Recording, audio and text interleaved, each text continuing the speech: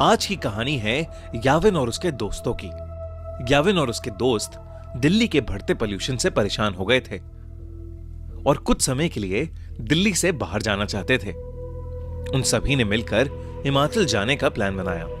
3 दिन बाद ही उन्होंने कैब हायर की और सुबह 4 बजे अपनी ट्रिप के लिए निकल गए। याविन और उसके दोस्तों को लेने आया ड्राइवर बहुत ही हंसमुख और खुश मिजाज था। कुछ ही समय में उस ड्राइवर की दोस्ती सभी से हो गई थी। उन लोगों को घर से निकले हुए करीब 4 घंटे हो चुके थे। सुबह के 8 बज रहे थे। आसमान में अब भी अंधेरा छाया हुआ था। तभी गाड़ी में बैठे सभी लोगों को सामने रोड पर एक घने कोहरे की चादर दिखी। वो कोहरा इतना गहरा था कि उसके आगे रोड दिखाई ही नहीं दे रही थी। याविन ने नोटिस किया कि उनका ड्राइवर जो पहले बहुत मुस्कुरा रहा था, अब अचानक से बहुत सीरियस हो गया है। उसके चेहरे का मानो रंग ही उड़ गया है। याविन को लगा कि शायद ड्राइवर कोहरे में गाड़ी चलाने से घबरा रहा था। याविन ने ड्राइवर के कंधे पर हाथ रखा और उससे कहा, भैया टेंशन मत लो, धीमी स्पीड पर गाड़ी कोहरे से निकाल लेना। तभी उस ड्राइवर ने याविन को देखा और सहमी हुई आवाज में कहा, मेरी आपसे विनती है, कोहरे से निकलते वक्त प्लीज गाड़ी की खिड़की बंद ही रखना, भूल कर भी मत खोलना। ड्राइवर इतना डरा हुआ था कि याविन और उसके दोस्तों की हंसी छूट गई। इस पर उस ड्राइवर ने बताया कि वो जिस इलाके में है वहां कभी कोहरा नहीं आता और जब कभी ऐसा कोहरा आता है तो वो अपने साथ एक छलावा, एक झूठ, एक माया लेकर आता है। याविन और उसके दोस्तों को ड्राइवर की बात पर विश्वास नहीं हुआ। उन्होंने उसकी बात को अंधविश्वास बोलकर नकार दिया और देखते ही देखते उनकी गाड़ी कोहरे के अंदर चली गई। कोहरे की चादर उनकी उम्मीद से काफी बड़ी थी। ड्राइवर धीरे धीरे गाड़ी आगे चला तो रहा था, पर किसी को आगे का कुछ भी नहीं दिख रहा था। अचानक ही गाड़ी में बैठी रिया को अजीब सी बेचैनी होने लगी। उसे बिल्कुल सांस ही नहीं आ रही थी। वो ड्राइवर की बात को भूल गई और उसने गाड़ी का शीशा खोल दिया और अपनी गर्दन गाड़ी के शीशे से थोड़ी बाहर निकाल ली। खिड़की खोलते ही रिया को वापस सांस आई, लेकिन वो कोहरा अब गाड़ी के अंदर आ चुका था। कुछ ही सेकंड्स बाद जैसे ही रिया ने गाड़ी के अंदर देखा तो उसके होश ही उड़ गए। गाड़ी रोड पर चल रही थी, पर उस गाड़ी के अंदर रिया के अलावा और कोई नहीं था। रिया की सांस वही अटक गई। याविन, रवि और ड्राइवर तीनों ही गाड़ी से गायब थे। गाड़ी अपने आप आगे चल रही थी। रिया ने गाड़ी से कूदने के लिए गाड़ी का दरवाजा खोलने की कोशिश की, पर गाड़ी लॉक थी और जोर लगाने पर भी उसका लॉक नहीं खुल रहा था। वो जोर जोर से गाड़ी के अंदर चिल्लाने लगी। तभी कुछ ही देर में धीरे धीरे वो गाड़ी खुद ही रुक गई और दरवाजे का लॉक अपने आप खुल गया। रिया ने बिना कुछ सोचे समझे गाड़ी का लॉक खोला और गाड़ी से बाहर भागने लगी, पर उसे अपने आसपास घने कोहरे के अलावा और कुछ भी नहीं दिख रहा था। रिया चिल्ला चिल्ला कर मदद मांगने लगी। उसका दिल अब उसके शरीर से बाहर आ रहा था कि तभी उस कोहरे में कुछ दूर पर उसे एक काली परछाई दिखी जो एक बहुत ही बड़े आदमी जैसी लग रही थी।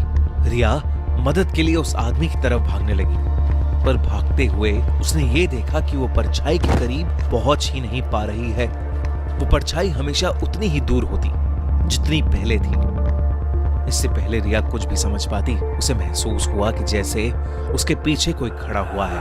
रिया अब इतनी डर चुकी थी कि उसके अंदर पीछे मुड़ने की भी हिम्मत नहीं थी। पर हिम्मत करके जब रिया ने पीछे देखा, उसकी रूह कांप गई। रिया के पीछे एक 12 फीट लंबा काला साया था। लंबे काले साए को देखकर रिया बुरी तरह कांपने लगी। तभी अचानक रिया को पीछे से एक बहुत जोर का धक्का लगा और वो नीचे गिर पड़ी।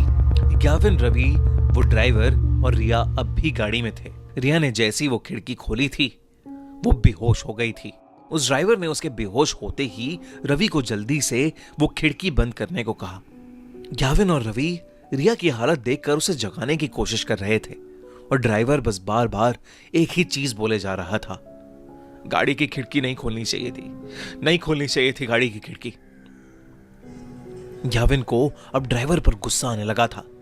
उसे लग रहा था कि वो ड्राइवर एक मेडिकल इमरजेंसी पर वहम की पट्टी चढ़ा रहा है। याविन बस वहां से निकलकर रिया को हॉस्पिटल ले जाना चाहता था। याविन ने ड्राइवर को गाड़ी तेज चलाने के लिए कहा। ड्राइवर ने याविन की बात मानी और गाड़ी के एक्सीलरेटर पर अपना पैर दबा दिया। लेकिन कुछ ही सेकंड्स में अचानक से गाड़ी के सामने एक लड़की आ गई और इतनी तेज स्पीड होने की वजह से गाड़ी उस लड़की से टकरा गई। उस लड़की के टकराने के बाद ड्राइवर ने गाड़ी वहीं रोक दी। अब याविन और रवि की सांसें वहीं अटक गई थीं। याविन तुरंत गाड़ी से उतरकर उस लड़की को देखने गया। उसने देखा कि एक लड़की खून से लथपथ रोड पर उल्टी पड़ी हुई थी। याविन ने जैसे ही उसकी शक्ल देखने के लिए उसे पलटा, उसका दिल दहल गया। वो खून से लथपथ पड़ी लड़की कोई और नहीं बल्कि याविन की दोस्त रिया थी। याविन को कुछ समझ नहीं आ रहा था क्योंकि रिया तो उसके साथ गाड़ी में थी। याविन दोबारा गाड़ी की ओर गया और उसने देखा कि पूरी गाड़ी बिल्कुल खाली थी। गाड़ी के अंदर और कोई भी नहीं बैठा था। याविन को कुछ समझ नहीं आ रहा था। वो बहुत ज्यादा डर चुका था। याविन ने रिया की बॉडी को उठाकर गाड़ी में रखा और खुद ड्राइवर सीट पर बैठकर गाड़ी को चलाने लगा। याविन उस घने कोहरे में बस तेजी से गाड़ी चला रहा था। तभी उस चलती हुई गाड़ी के सामने वही 12 फुट लंबा काला साया आ गया और याविन का गाड़ी की स्टीयरिंग पर से कंट्रोल बिगड़ गया और वो गाड़ी रोड के एक साइड के एक पेड़ से जाकर टकरा गई। अगली सुबह उनकी गाड़ी एक पेड़ से टकराई हुई मिली जिसमें ड्राइवर, याविन, रवि और रिया थे। वो चारों उस कोहरे की रात जिंदा तो बच गए, लेकिन यावी के सर पर चोट आने की वजह से उसका मानसिक संतुलन बिगड़ गया और रिया को इतना गहरा सदमा लगा कि अब उसे हर जगह सिर्फ वही काला साया दिखता है। अगली बार कोहरे में जाओ तो अपनी गाड़ी की खिड़की कभी मत खोलना।